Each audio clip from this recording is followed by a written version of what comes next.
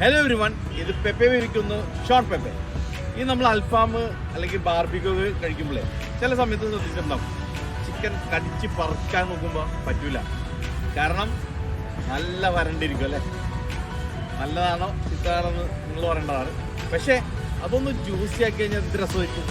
അപ്പം ജ്യൂസി ആക്കാനുള്ളൊരു ടിപ്പാണ് പറയാൻ പോണത്.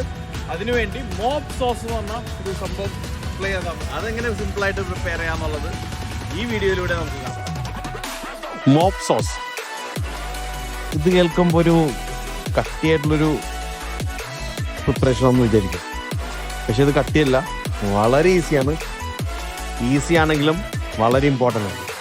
അത് പ്രിപ്പയർ ചെയ്യാൻ വേണ്ടി ആദ്യം തന്നെ ഇതുപോലത്തെ ഒരു ഫുഡ് ഗ്രേഡ് സ്പ്രേ ബോട്ടിൽ ഒരെണ്ണം നമ്മൾ എടുത്ത് വെക്കണം. അത് തുറക്കുക. അതിനുശേഷം അതിൻ്റെ ഉള്ളിലൊരു മിക്സ്ചർ ഫണൽ ഉപയോഗിച്ചിട്ട് മിക്സ് ചെയ്യാൻ വേണ്ടി ശ്രമിക്കുക. ആ മിക്സറിൻ്റെ ഉള്ളിൽ ആപ്പിൾ സിൻഡർ വിനീഗർ, 1 കപ്പ് വെള്ളം, 1 ടീസ്പൂൺ സോൾട്ട്. അപ്പോൾ ഇതെല്ലാം നല്ലോണം മിക്സ് ചെയ്തിട്ട് അതിൻ്റെ മൂടി നല്ലവണ്ണം അടക്കുക. അതിനുശേഷം നല്ലോണം മിക്സ് ചെയ്യാൻ വേണ്ടി നല്ലോണം ഷേക്ക് ചെയ്യുക. ഷേക്ക് ചെയ്യുമ്പോൾ അത് മിക്സ് ചെയ്ത് അതൊരു ഉഗ്രൻ മോപ്പ് സോസ് ആവും. അതിനുശേഷം ആ മിക്സ്ചർ ഇതുപോലെ സ്പ്രേ ചെയ്ത് കൊടുക്കുക. ഈ മിക്സ്ചറിനെ തന്നെയാണ് മോപ്പ് സോസ് എന്ന് വിളിക്കുന്നത്. ഇതുപോലെ നല്ലോണം സ്പ്രേ ചെയ്ത് കൊടുക്കുക. ഈ മിക്സ്ചറിൽ പല ഫ്ലേവർ ഇടാം. ഹണിയാ ഇടാം, മിൻറ്റ് ഇടാം.